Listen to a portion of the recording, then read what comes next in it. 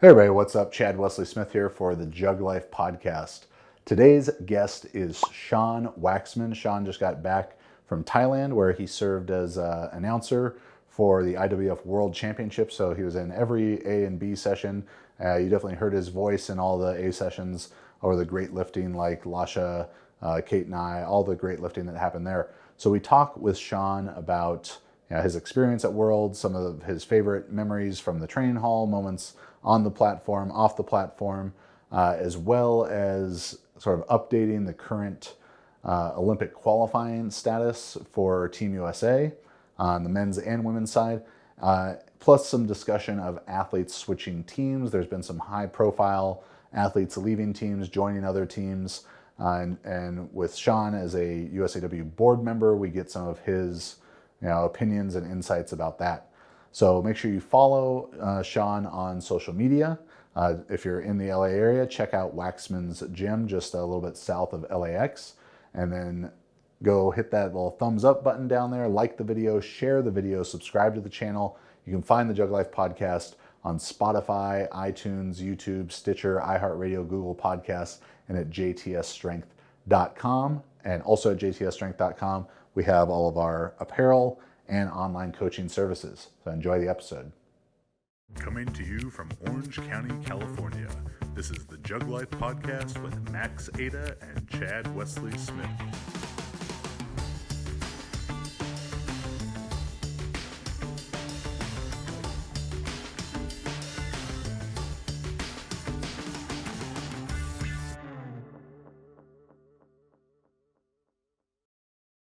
All right, so we got Sean Waxman straight from Pattaya. Straight out of Compton. Yeah, straight out of Pattaya.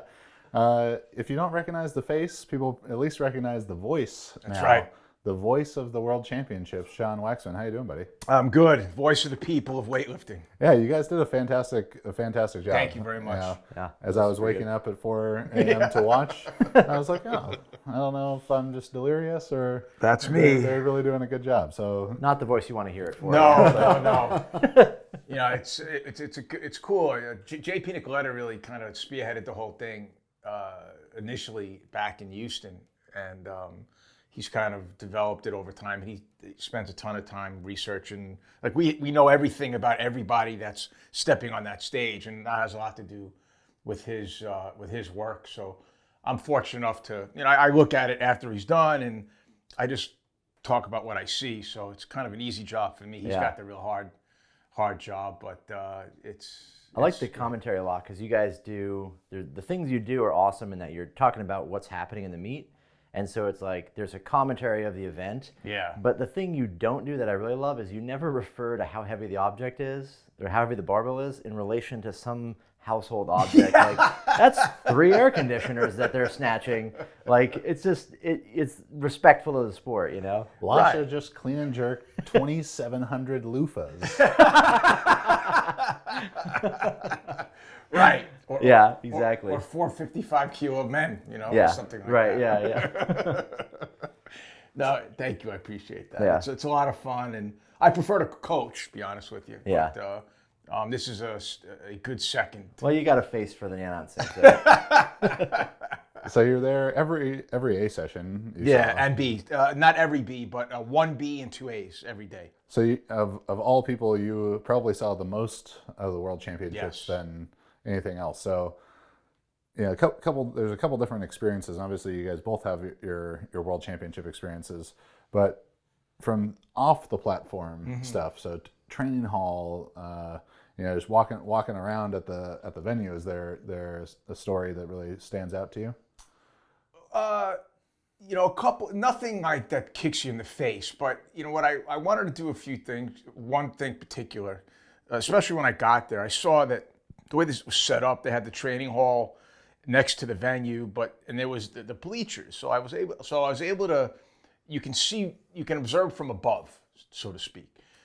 So what I this time around, I spent a lot of time watching training hall, but from above, so you could see like the whole thing. Yeah. And I worked years in security, so like part of the thing we're trained is to like look at crowds and kind of you can tell by the way crowd dynamics are, and you can kind of ascertain like what's going on. So I was really interested in. Like, is there about to be like a Russia versus Kazakh training? Yeah, rumble like a gang kind of thing? fight, you know, like a rumble happening. Like when China and Georgia were kind of, you know, flexing. It was great. So I was able to see that from afar, and I was really the Georgia team really was fun to watch because they really, I think Giorgio Atsinisi's done a really good job kind of creating this team dynamic. They really all seem to get along and support each other. And Lasher just seems to be like one of the guys, right? He's not like superstar, strongest man in the world. He's just a guy. Yeah, he's like two of the guys. He's like, right, he's pretty right. He makes up two members of the gang. I kind of figured he's like that guy that Brad Pitt kills in Troy. Right. There's a whole crowd of the Georgia team, and then he just release the Kraken. And when China He is certainly the Kraken. Yeah. But it was cool to see that interplay and just how different teams kind of respond to each other, respond to others. Also seeing the training is always interesting to me. I've always very interested in how people prepare that last week. It seemed to me like I was watching a lot of the teams when we were in there, and it seemed like there's some pretty, like, I would guess you'd call it like traditional sort of, you know, week before the meet. A lot of people taking like heavy lifts, but then there were some standout things to me that were odd that I'm kind of curious of your thoughts. Like Toma from Romania, right? Mm-hmm. She snatched 116 in the training hall, then doesn't make even, what was it? 115? I mean, 14? whatever. Like she snatches the world record, but then misses it in the competition. Right. And then you see things like the Chinese, and this is every meet. You see them doing, one day they snatch really heavy, and they do these extremely heavy pulls. Yeah. And not like, oh, it's like, it's heavy, but it's a pull. Like, it's like grinding. A deadlift. Yeah. And they're all doing it. And they're doing it like just a few days before the competition.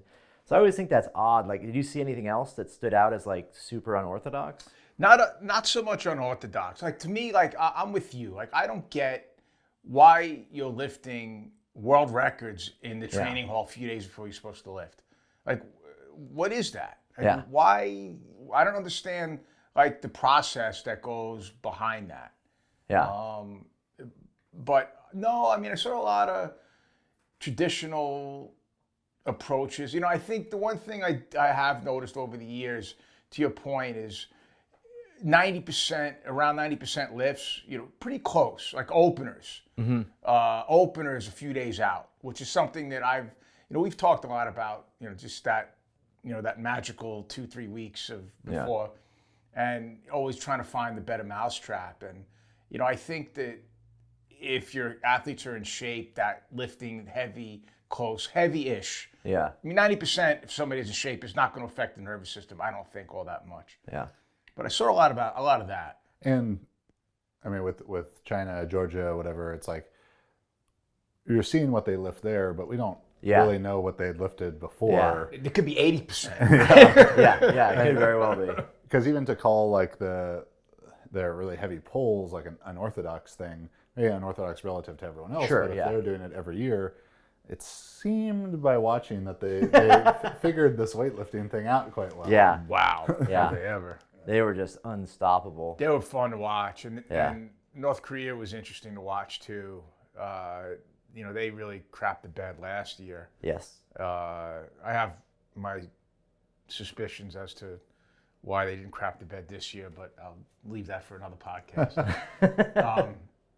But the Chinese are really, you know, drugs are not. Like, I forget about that discussion because there's no definitive proof. Yeah, and plenty of people in the world have taken drugs before and they haven't lifted those weights. So. Right. Yes. And it's really they are so impressive. Abu Jaib used to say that there's many, many people in many gyms taking drugs. Right. But there's only one world champion. Right.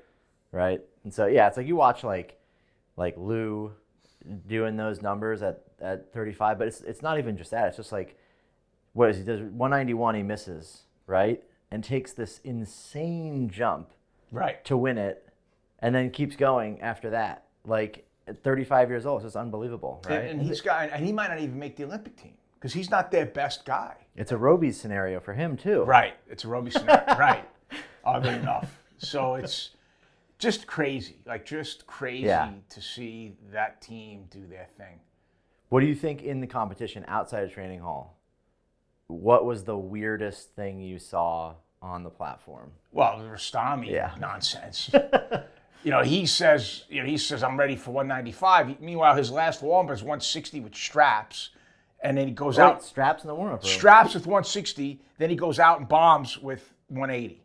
But whose fault was it? Well, apparently it was everybody else's fault. It seems like the Iranians have worked out this like strategy of like failing, but then like blaming the refs and the judges somehow, like Salimi with the press outs. Right. Like, really like bad press outs. I mean, he was incredibly strong. Yeah. But they were just like, it's the kind of press out where the coach is like, lock out, right? And he makes it, and then it's like, what, 3 reds for what?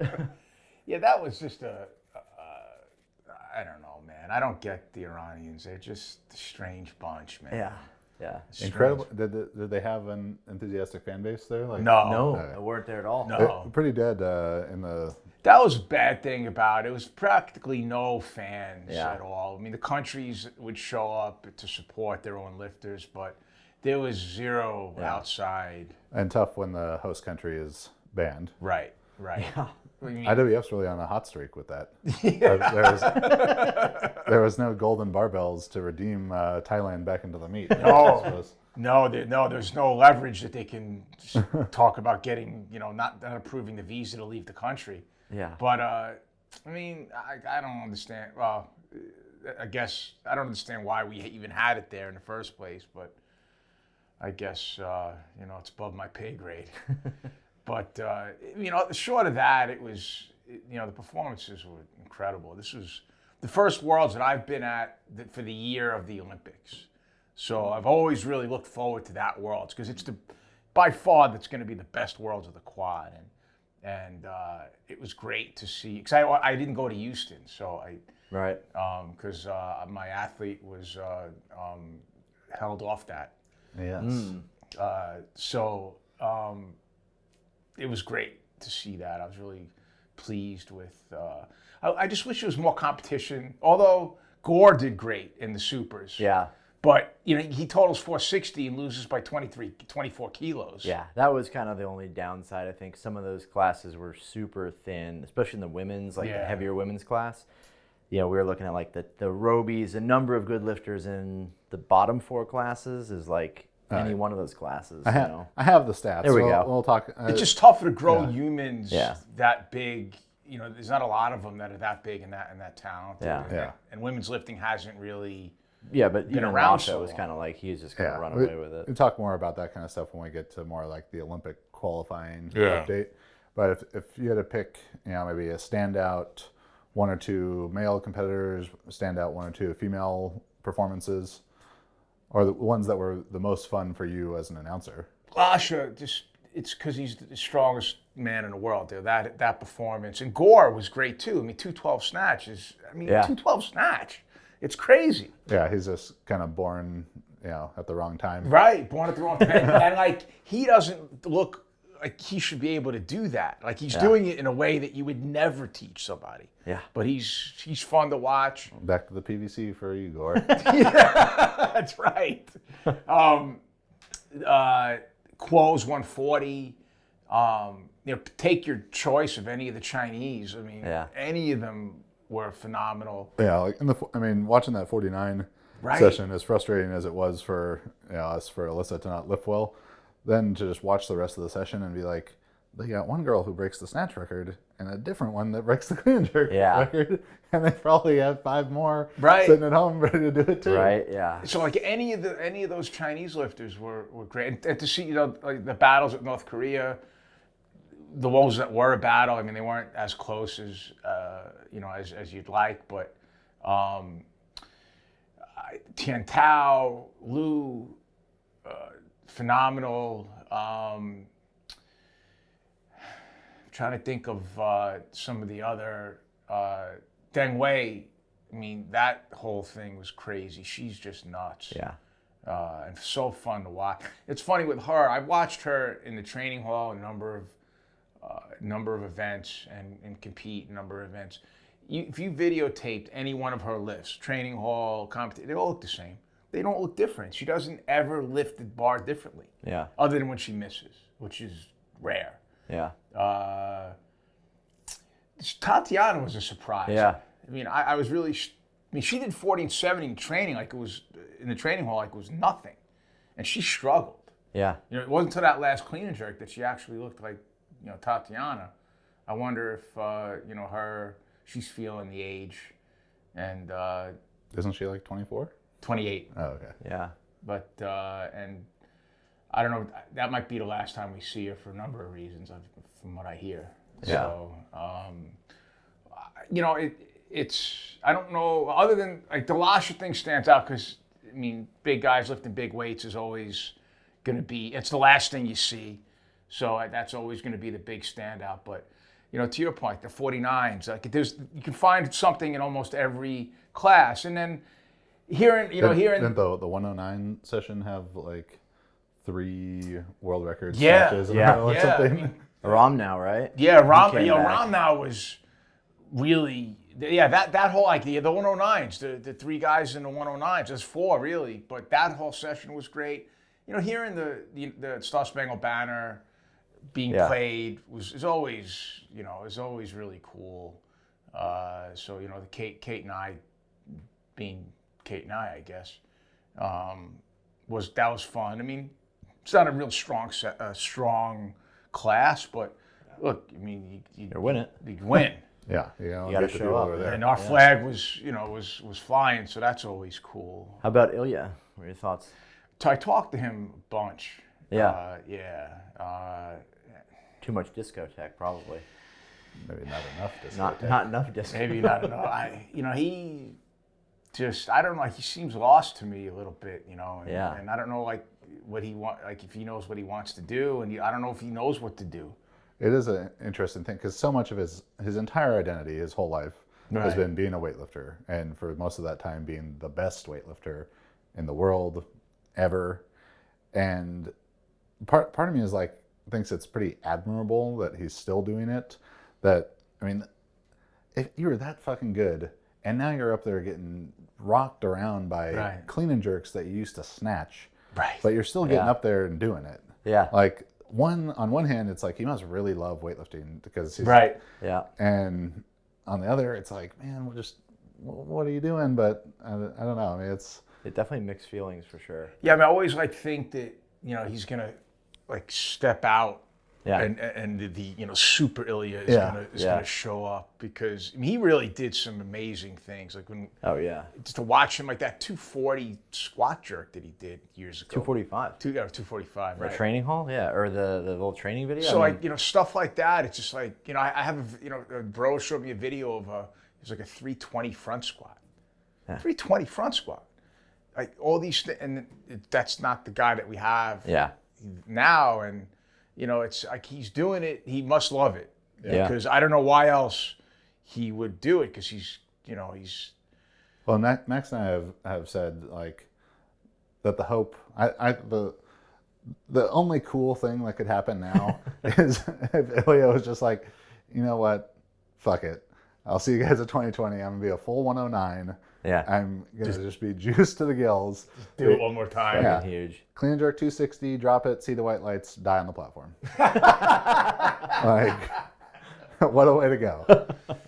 I mean, I don't know. But he seems happy. At least at least he's putting on a good face. And I don't know. I don't know what he's doing, It's man. definitely interesting. Yeah.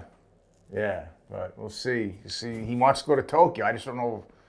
I mean, can he even qualify is the question. And I don't know if he's the best. I mean, he might. I don't know if he's their best guy. And how many spots to? One of each. Yeah, I think. I mean, Dennis Ulanov is probably the guy that's gonna go if they have one. I mean, I don't know. Because, well, even if they have one, Ilya's not going to be in the top 8 or continental champion. Like he's not even going to be eligible. Right, he's not even going to be eligible. Yeah. So, Yeah. getting onto that topic, Olympic qualifying eligibility.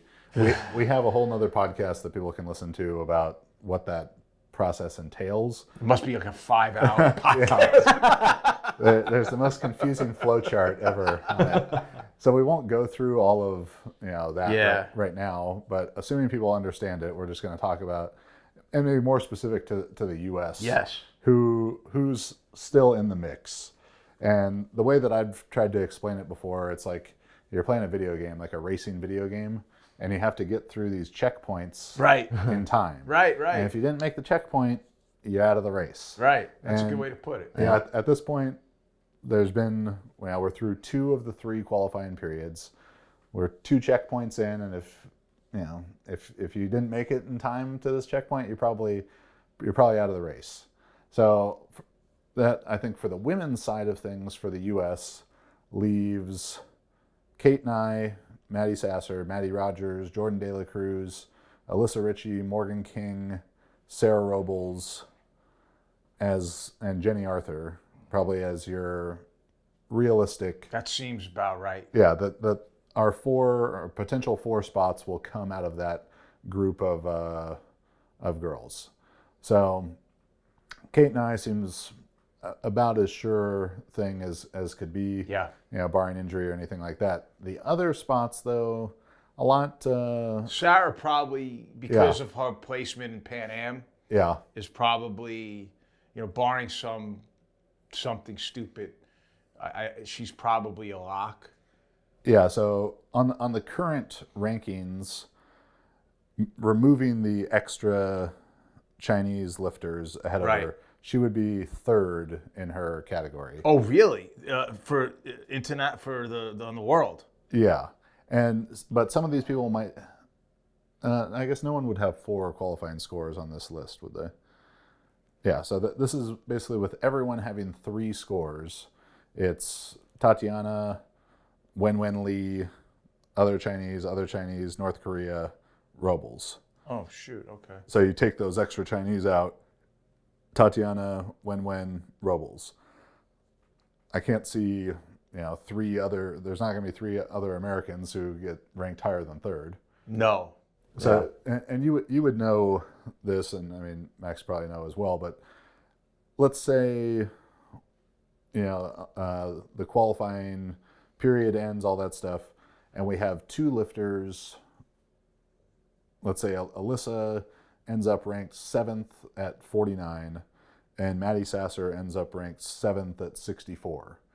What is the tiebreaker? It's their second highest Roby score. Second highest. The highest Roby score. The highest Roby score that hasn't been counted in their. It hasn't been counted. That's my understanding. Don't quote me on it.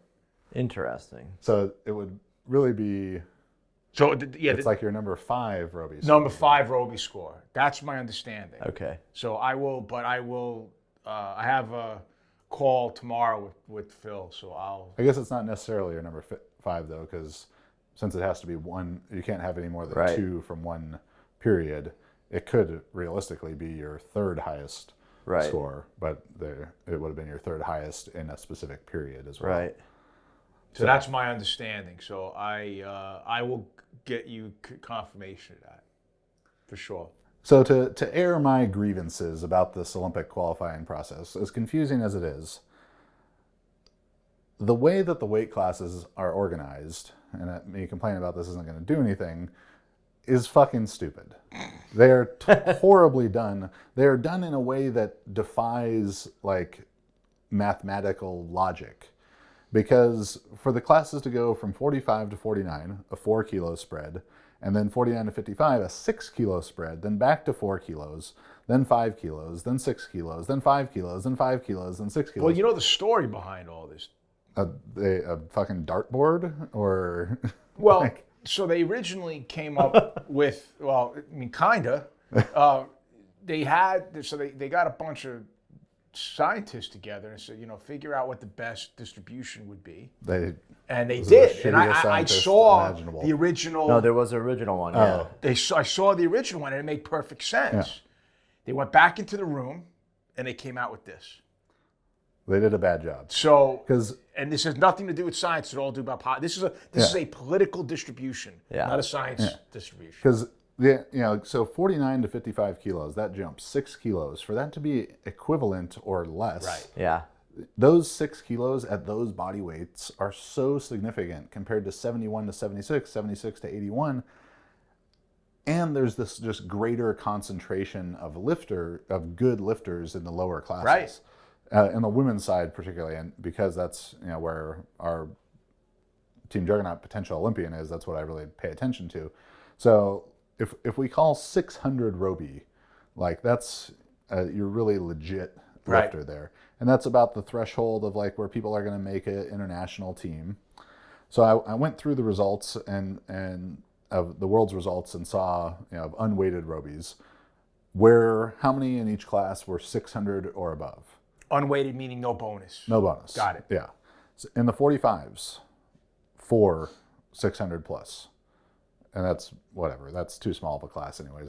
It's for children, so who cares about that? That's just the future 49s class once they move out of youth.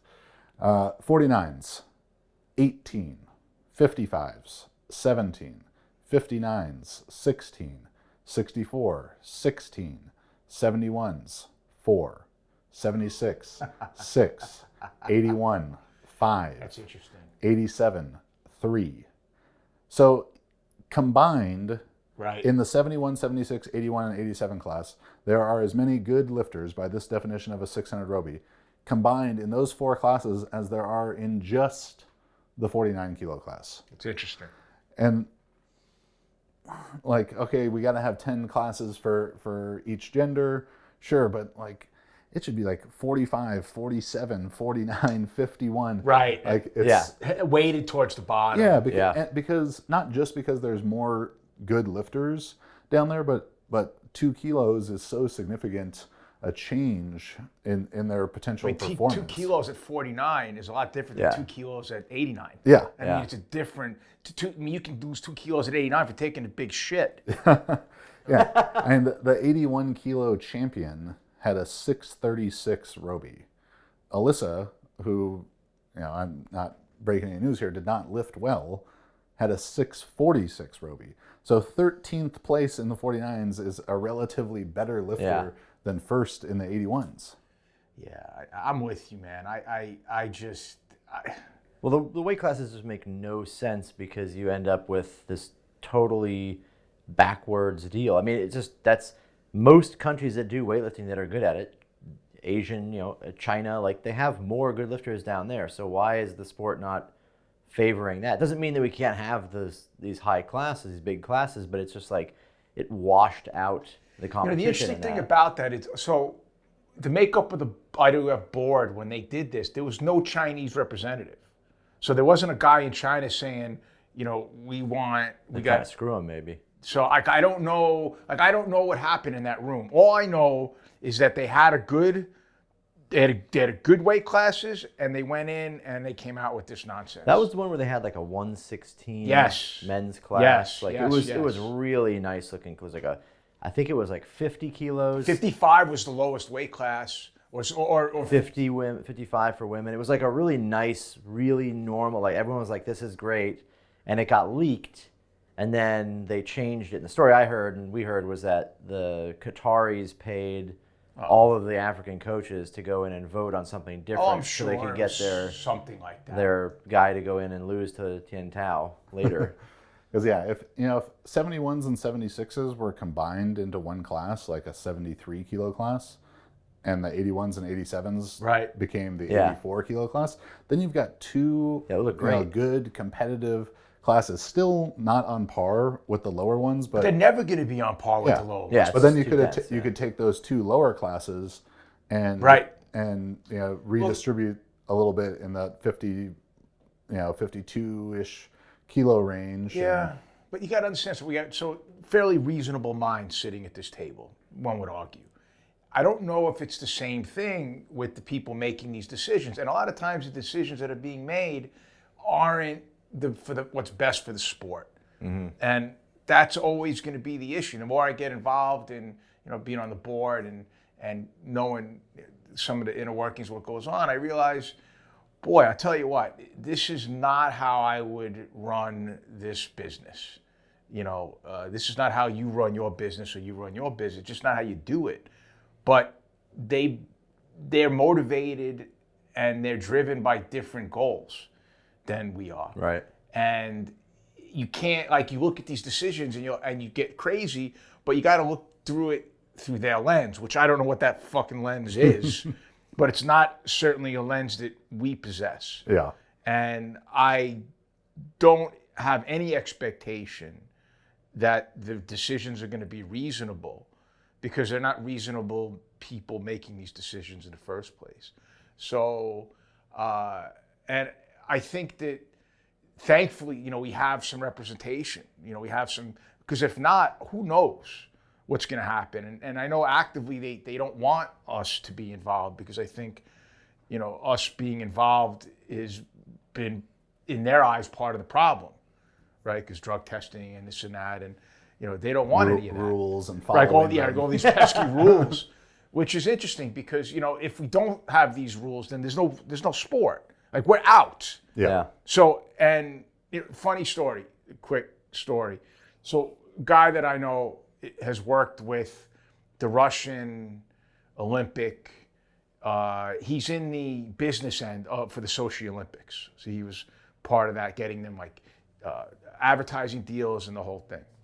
So I was talking to him a few weeks ago, and he says, like, he went over, he talked to like the head of their, I don't know, marketing or whatever it is, but he's like a high-ranking guy in the Russian sport, and we were talking about how much money.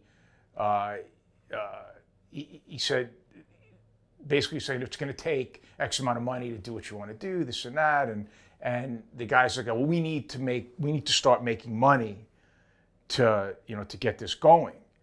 And he says, okay, well, how much do you need? He told him, he says, okay, great. Well, here's the plan. He says, no, you don't understand. I need it next week. Like, this is, instead of like, they don't think in terms of, what it's going to be in the long term. It's like, he needed money next week. So for whatever reason, like, they don't have a concept of how to run a business and how to do things. So it's just like we're pissing in the wind with the international politics. Like, I really don't know how weightlifting continues to thrive, if it consider it thriving, based on the outlandish decisions that are made. And I don't know, man. I have my worry that I don't know if it's sustainable. Like, I worry about that. Well, they're giving us at least 4 more years to figure it out or fuck it up or whatever. I mean, you got guys they want to change like the format of what weightlifting is in the Olympics. They want to do all kind of, it's crazy. Like straps, using straps, unlimited. Mixed, like maybe like a mixed pair, or eliminating one of the lifts and doing like instead of like, to me, it's like weightlifting is compelling, right? If it's, maybe not sitting there and watching it, it's not for everybody. But, the fact of, who can lift the most weight is something that's like in our DNA. It's been forever. So instead of thinking about, let's change this thing that we've been doing since man walked upright, why don't we figure out a way to make it something that's appealing? Because it is. Yeah. All you got to do is present it right. Present it in the correct way. Yeah. So let's focus our energy on that instead of trying to change it. Yeah, presenting it in the right way is not, all right, we're going to have a woman do the snatch and a man do the clean and jerk, and it's combined. Like, you don't have to. Yeah. And I think it's part of the stuff that you guys did really well with this, of knowing who you're talking about, having those kind of human interest preview type of pieces. That's what people want to hear. They want to know that stuff. That's what's compelling. It's not the thing that they're doing. It's it's the whole surrounding part of it. Because there's nothing more compelling about a person doing whatever swim stroke back and forth than there is about the person lifting as much weight as they can over their head. Yeah, very true. It's the same. Neither of them in a vacuum are particularly interesting. No. But if you Not can- unless you're really into it, Yeah. right? Yeah. But that's not who they're marketing. Should Yeah. be marketing to. But if you anyone who watches Simone Biles, like, holy shit, that was cool. Right. That's its whole own thing. But these, for a sport like swimming to be so exceptionally popular and weightlifting to not is like, Swimming. So I had this conversation at the last board meeting, and I talked about, we do a great. So our mission statement has like two parts to it. It has this kind of improving our competitive excellence in the world stage, and there's an and to promote like the sport of weightlifting. And I looked at that. I was like, I don't know if we're really doing that in an effective way. And to me, it's about weightlifting should be the beacon to promoting barbell lifting. I don't care if it's snatch or clean and jerk, but who else is better equipped to talk about lifting barbells? I mean, we've relied on other third parties for our whole existence. CrossFit, thank God for CrossFit because they got people lifting barbells, but we've relied on them. Now that whole thing is starting to change a little bit. So what are we going to do? Are we going to, pick up the mantle and say, hey, we should be the one, let's get everybody lifting a barbell. And if they do snatch or clean, that's great. I mean, that's fine. But you broaden the funnel, the opening of the funnel, get more people in the funnel, and keep your conversion rate the same. You're going to get better stuff coming out the bottom. But the entry to lifting barbells shouldn't be snatch and clean and jerk. It should be lifting barbells. Let's teach them how to squat. Let's teach them how to press. Let's teach them how to deadlift. The basic shit.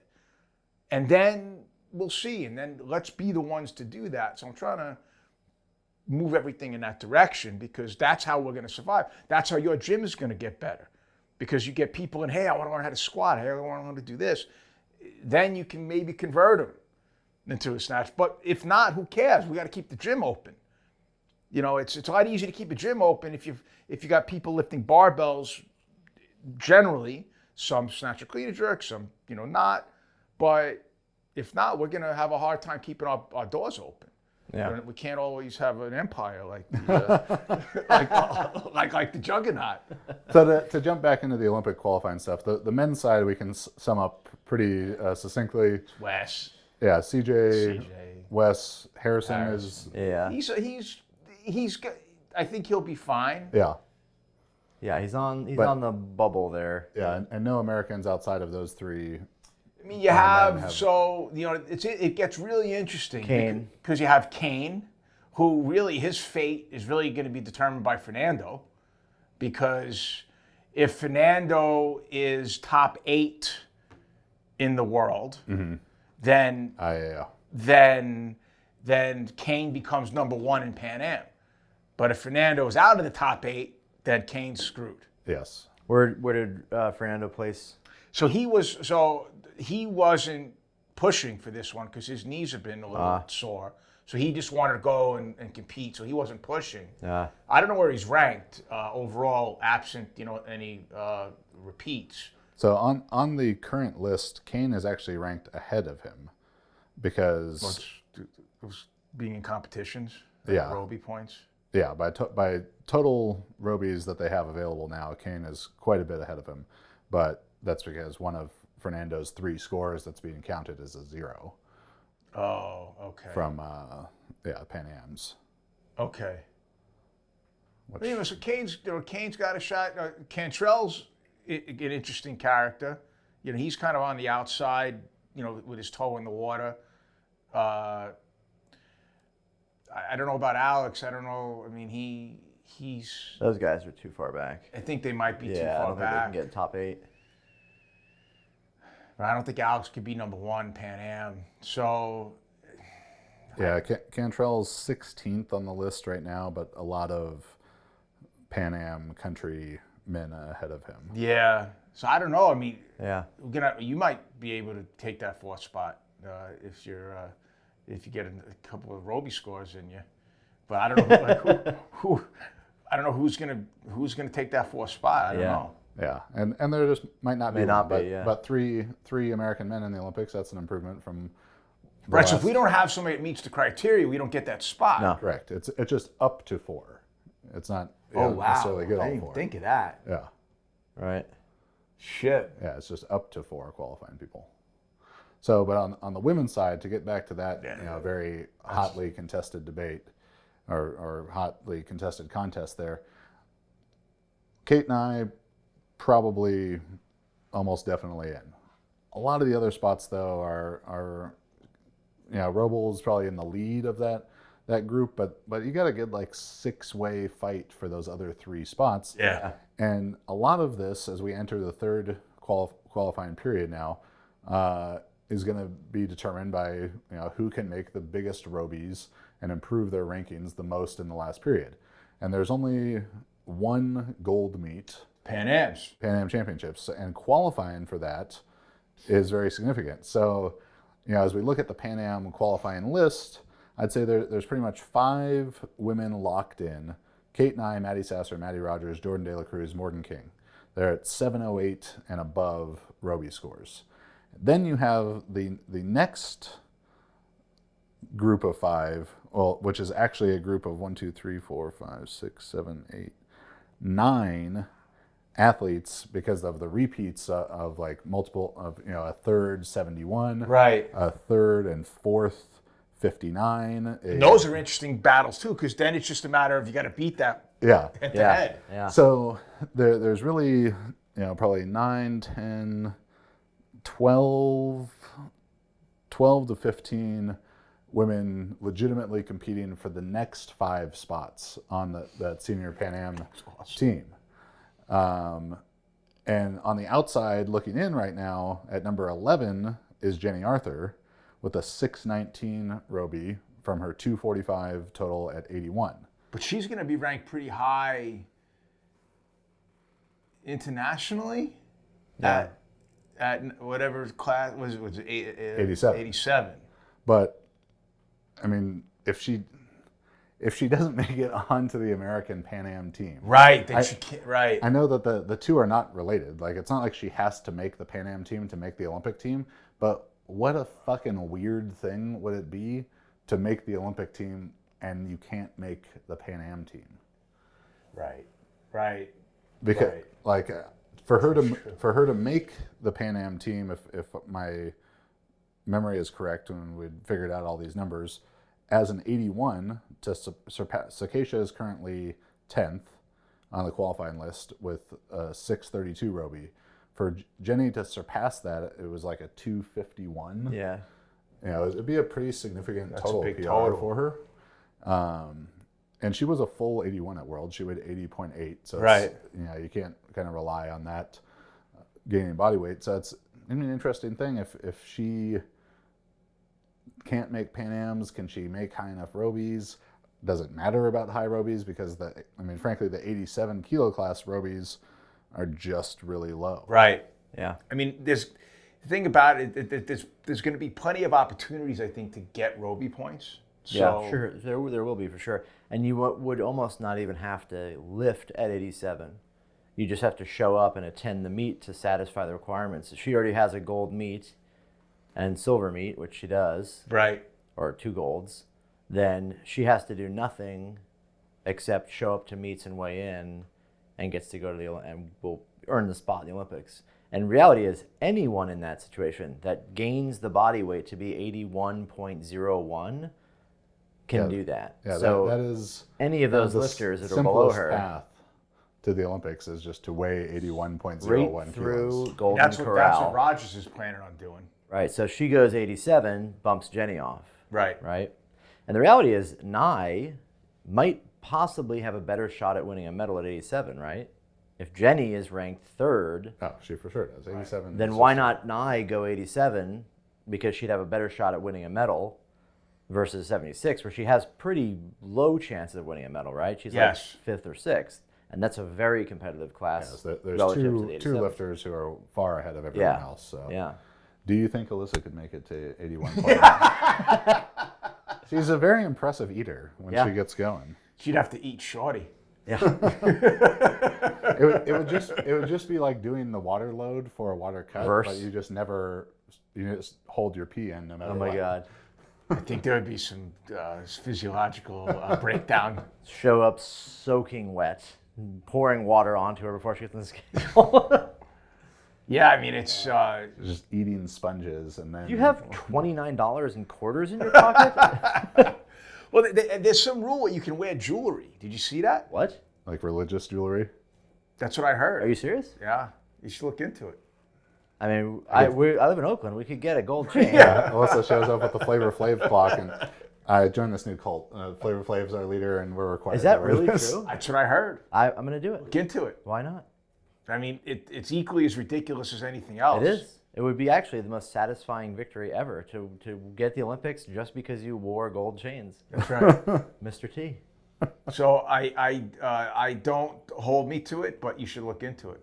Very interesting. Yeah. So a lot of this Pan Am qualifying is going to come down to the American Open Finals. Oh, it's going to be finally a domestic meet that actually means something. Yes, I mean the way Olympic qualifying and international team qualifying has changed in the last 2-3 really since 2017 on. Yeah.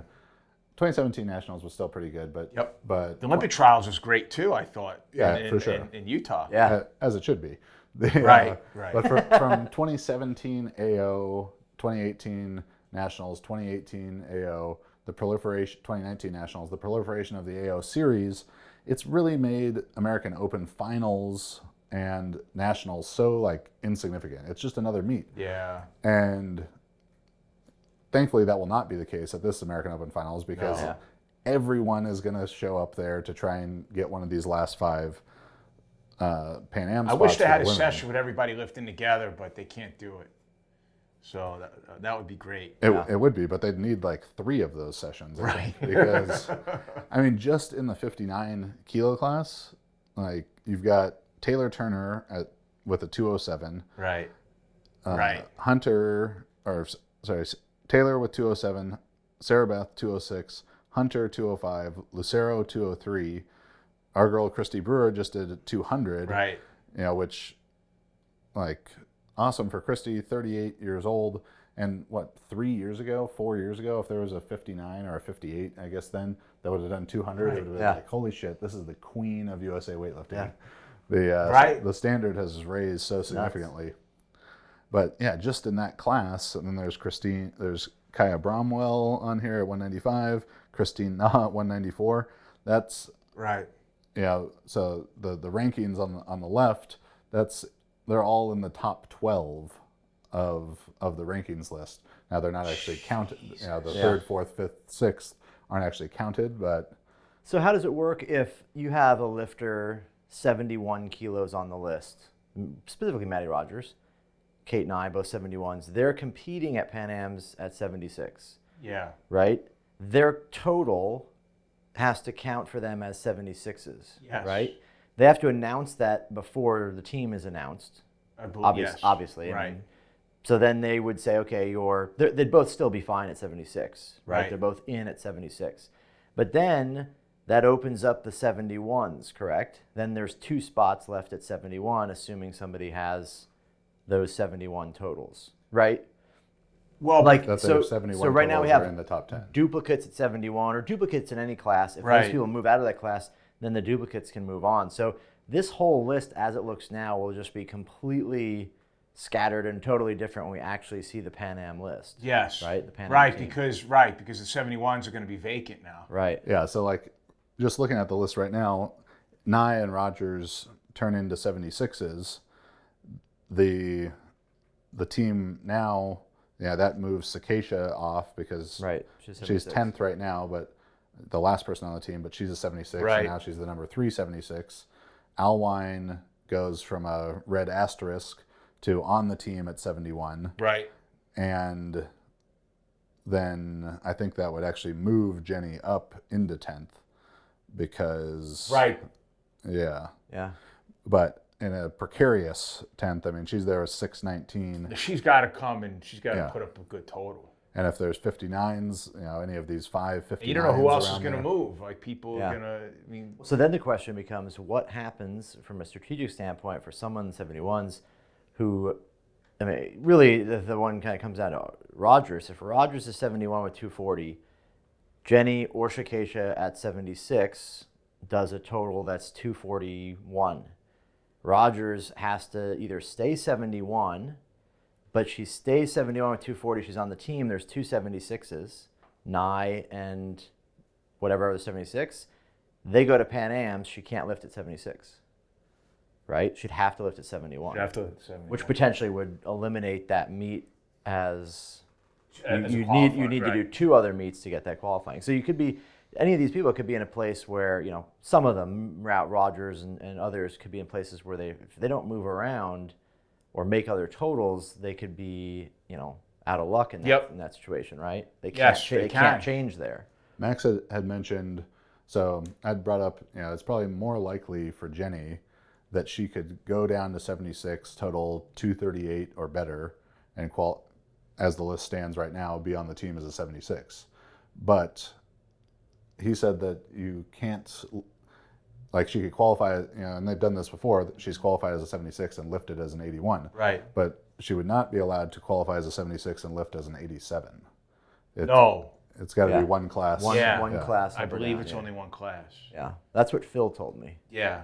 You can only move up or down one. So it's really interesting. You have this scenario where it takes a lot of analysis to look at the list and make sure you're actually, any one of these people is in the right position. Then you got to look at what everybody else, all the possible scenarios based on everybody else. Right? Because if that was the case, we could go, Alyssa could qualify as a 49, purchase some jewelry, and lift as 87. That's right.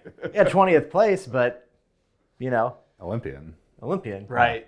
So hopefully all the kids listening at home had their abacuses out and they've sorted out. It's crazy, guys. So I haven't sat down like you guys because I don't have a horse in the race so much. But I'll start to look at it now because I'm just interested in just how this whole thing is gonna pan out. And by Americans, I want to have a good idea of who needs what. Yeah. Because it's going to be... it's going to be a fantastic meet. It'll be a great meet for sure, no matter what. Yeah. So, I mean, men's and women's side. The women's side, though, like the 49 session, the 59 session, the 71s, the 76s, there's going to be a lot of very heated battles in there. So the last thing I wanted to talk to you about. So shortly after the 71 session, I was on Facebook and I scrolled across a post from the Sean Waxman that said, "Congratulations to Danny Camargo." Oh, that one. Yeah. So the bigger part of this is, and we all, we've dealt with this from both sides. You've had it happen. Yeah. Lifters, prominent lifters, changing teams. So Maddie Rogers just switched to Catalyst. We had 3 world team members from MASH, all leaving MASH with TBD destinations.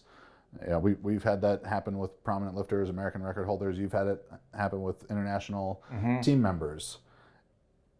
What do you think? I mean, is this a real problem for USAW? And the lifter has the right to do what they want to do. I mean, you can't force somebody to do what they force them to do something. To me, it's a question of character. It's like I said, to me, it's just a question of character.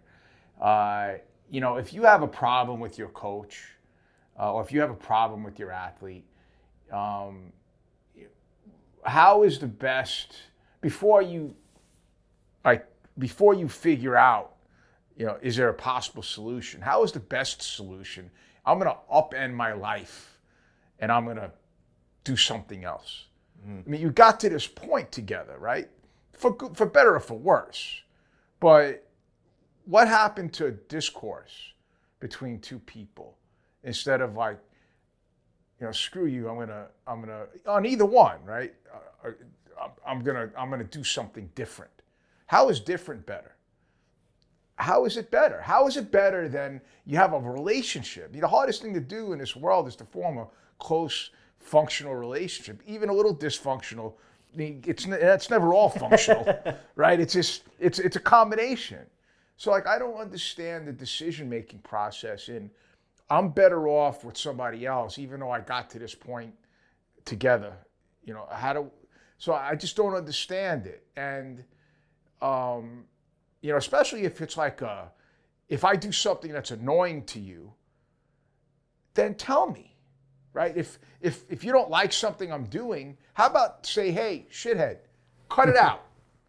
Instead of, you know what, I'm going to get coached remotely by somebody across the country. I'm going to train in another gym without any eyes on me, is better than training every day with the same person I've been training with for all these years. In what world is that better? Well, in regards to remote coaching, I mean, obviously we're big on that. Yeah. But you guys, I mean, you guys are the unique unicorn in this world, because it doesn't generally, it's not supposed to work as well as it has worked. I think, you know, Alyssa's a different animal. Yeah, and of course the argument could always be made too, like, well, would she even be lifting better, you know, if it was But she started this way. Yeah. Like it wasn't, you know, there's no other way. Like she wasn't working with somebody for all these years and then say, I'm gonna every day, and then I'm just gonna go remote.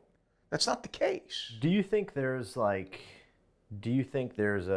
I won't say a problem in USAW. Do you think there's more just like a different kind of mentality in the US that's something of like a grass is always greener kind of thing where you know, people assume that something better exists, and it doesn't mean that it's not better, right? Sure. But it's more of a don't bother refining what I have or working on what I have, as opposed to just jump ship and do something different. You know, I think, first of all, I think that, and this is one of the reasons why I ran for the board. I think that the coach's value isn't very well defined in USAW. You know, I don't think, look, there's a lot of bad coaches, but there's a lot of good coaches. I mean, there's not a lot of good coaches, but there's a good number of good coaches and a lot of bad coaches. The good coaches, you know, we know who they are, but I don't think there's not a culture in USAW to I guess, to give the coaches their due. That's a better way to put it. But, you know, we're not respected among the organization as much as I would like. Well, you know, Max and I have talked about this a lot. So much of probably the athlete side or the public's side of good coaches is perception. Right. And a lot of that perception is created through marketing. And a lot of that marketing seems to just be telling people that you're the best coach. Yeah. Right. Where weightlifting and powerlifting similarly, but even more so weightlifting because of the idea of a coach of record. You know, that like at powerlifting meets, I guess we are listed as our athletes coaches in the IPF and stuff, but it's not a big deal like it is in weightlifting. For there not to be something that exists that USAW tracks, that they can say this, you know, these are this athlete's lifetime of performances. Right. This is how many, because this is how the information gets submitted in meet results anyways. It's just a big spreadsheet that you can't click on their name in the WebPoint thing and see, all right, here they are, 3 for 6, 4 for 6, 2 for 6, you know, 5 for 6, bomb out, whatever. Their results and who the coach of record is. And then I could click on that coach of record's name. Well, there's all their athletes. There's all of their, you know, there's all of their lifters makes and misses and records. And okay, well, I can click on this athlete and they, you know, were with this coach and then they switched. And did they get better or did they get worse? It's a great idea. It's the most objective sport. Powerlifting and weightlifting are the most objective sports possible. But there's not objectivity being used to determine who is good and who is not good. Right. And it would be so easy to have and so valuable for USAW in choosing, you know, athletes, choosing team leaders, choosing national coaches, choosing where to place, you know, support and emphasis and stuff. It's a strange thing that they don't do that. And it would be a useful tool for an athlete to be able to have maybe a more objective look of how well am I actually lifting here and how well is this coach, you know, this other coach that I'm thinking about going to, how well are their athletes you know, lifting? I think you give that, I agree with you 100%, but, you know, I think that emotion and bad decision making and poor like character as far as like, you know, predatory coaches, I think that trumps common sense a lot of times. You think there's a lot of predatory Yeah. coaching? I do. Coaching poaching? Is that what you call Coaching it? poaching. That's good. Coaching and poaching. It's a Yeah, lifestyle. I think There you go. You know, I think that it takes a lot, like, you know, like with me, you know, I have my athletes that I have now, and the thought of, you know, spending another 10 years trying to find some, you know, 16-year-old, I don't know, I'm 50 years old. Like, I don't know if I want to do that anymore. It takes a tremendous commitment to start somebody from scratch and bring them along. And a lot of people don't have the patience and to undertake that process. And they say, you know, I'm going to hop in towards the end, right? And I'm going to get this person. And look, you know, the whole with the Maddie situation, at the end of the day, no one's going to give a shit. You know, Maddie's 1,000 followers she has, they don't care. The Catalysts, you know, their following, they don't give a shit. It's not going to affect anybody's business. But so is it wrong? Like, if you don't hear the tree, you know, you don't hear the tree falling with that whole statement, you know, did it really fall? You know, at the end of the day, it depends on what metric you use to determine whether it's right or wrong. If you use like, is it going to affect anybody? It's not going to affect anybody. But at the end of the day, it's to me, character's a big thing, right? It's a big thing. And to act in a way that seems, I don't know the whole story, but it seems to me that, you know, whenever those, not just singling that one out, but in any situation like that, you know, there's always two sides to the story. I get it. But it seems like somebody's acting in with poor character when these situations happen. If you have a relationship with an athlete for a long period of time and all of a sudden that athlete leaves without any discussion, you know, to me, that somebody's doing something underhanded. Yeah, and like I said, you know, we don't know the details of that specific situation. I've only had very positive interactions ever with Maddie Rogers. Me too. But I could also see from her perspective, looking at her results and being like, man, you know, I've been lifting the same weights for several years. Absolutely. Then that's a conversation you have with the coach. Yeah. What I do think, you know, and this isn't unique to that situation, the MASH situation, you know, any of these things that have happened before, in any specific one, but as a collective idea, that USAW has to be looking into investigating, you know, doing some due diligence, like, you know, the NBA is talking about trying to do with tampering and that kind of stuff to some degree. Because if it's, you know, these coaches, if coaches are trying to get in athletes' ears while they're on another team and not being above, you know, bored about it and talking to the other coach, like when we had, you know, an athlete leaving or inquiring about contacting us about leaving the club, the first thing that we did was call the coach that she was with and say, hey, this person contacted us. Right. We want you to know. And if that's happening, of course, but that's not the case in most of these. So if there's coaches, you know, having these closed door conversations, and even worse, you know, when we hear of these things of, you know, promises of stipends that aren't being fulfilled, like that's something that USAW needs to be sanctioned. We give out a $45,000 a month stipend, by the way, if anyone's interested. Yeah. So to be fair, we're moving moving in that direction. So there's going to be changes that reflect this. At the end of the day, there's not a lot we can do because, you know. But if an athlete has a text message or an email from a coach that says, join my team and I'm going to pay you this amount per month, and then you go in the bank account and that ain't there, like, right, that coach who's making that promise needs to be sanctioned severely, I think, like, because they're lying to kids, you know, 20-year-old, 21-year-old, whatever, who whatever it is, $500 a month or something might be a big deal to them, and then they don't get it, or it's $250 when they were told it was going to be $500 or whatever the numbers are, you know, and they've uprooted their life to move some other place, and they're just kind of fucking stuck there. I think in those situations, it's a little bit more black and white, but I think most of the situations we come across are in the gray.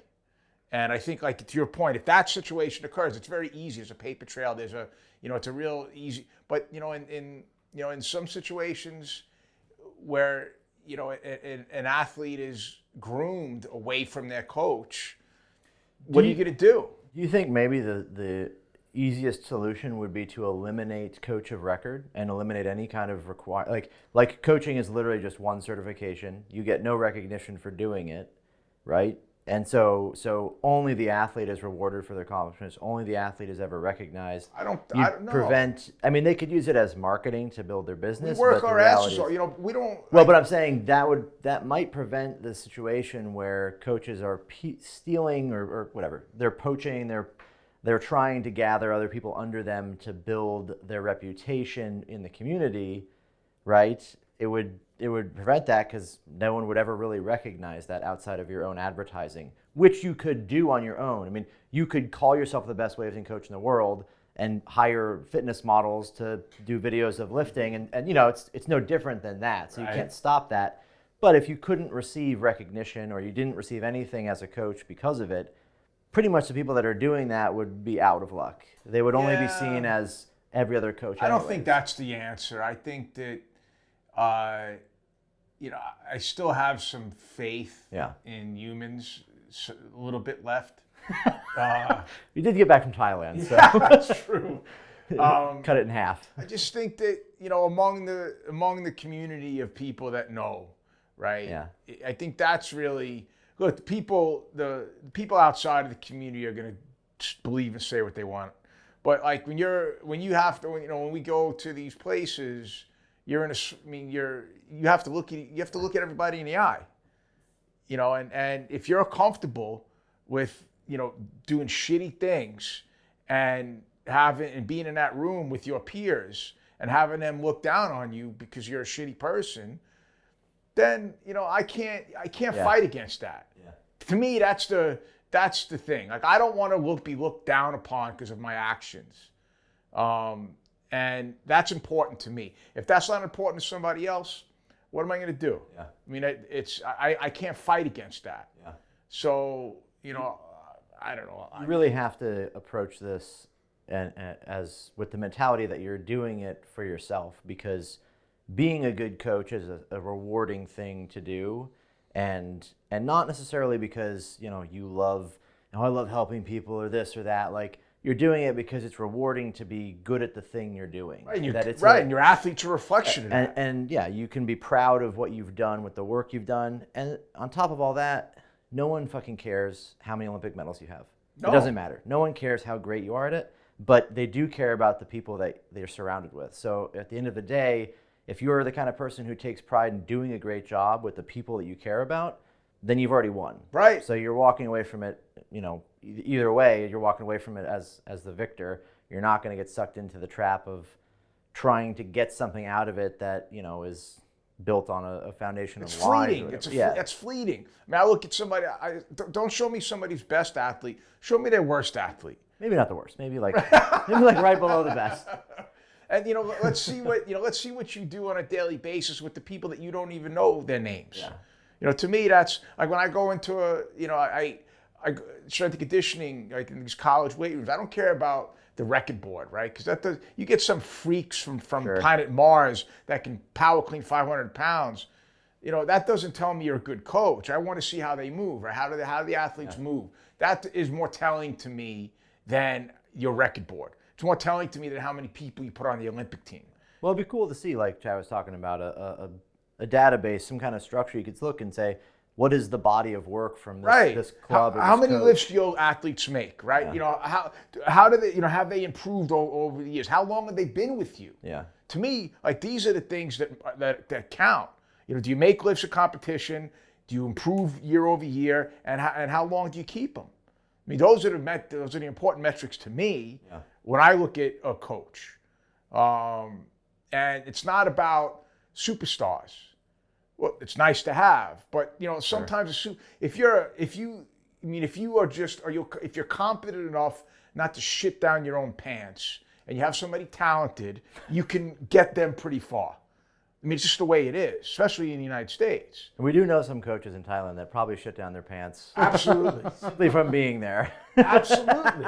I mean, so to me, it's not like talent is a very weird thing because you can get somebody talented and get them pretty far. And does that make you a great coach? It's just maybe not. So even if you do it over and over again, because, you know, we don't have a ton of depth. Like in China, you know, you can be the 5th best person and still make the Olympic team. You know, those guys are different. I mean, not that there's not bad coaches in China. I'm just saying that, you know, the depth is crazy. I mean, look, we have... Yeah, no one is succeeding on talent alone. No, Yeah. Right. no. There's got to be more to it. And here, you know, I think you got to have something. I mean, talent has gotten people too far, further than they probably deserve. And, you know, it's a slippery slope. Well, I think that's a good place to leave it. Sean, thank you very much for, Thank you, for taking the guys. time, Ben. Always a pleasure. Yep. Thanks for watching and listening to that episode with Sean Waxman. A lot of really great information in there, cool stories about worlds that we really enjoyed, as well as always value Sean's opinion on the inner workings and the goings-on of USA weightlifting. So hopefully you enjoyed that too. Make sure that you like the video and subscribe to the channel. Visit jtsstrength.com for all of our online coaching, powerlifting, weightlifting, super total, strongman, power building, the powerlifting and power building AI, weightlifting AI coming soon. Our apparel, books, all that good stuff. Thanks for listening. See you next week.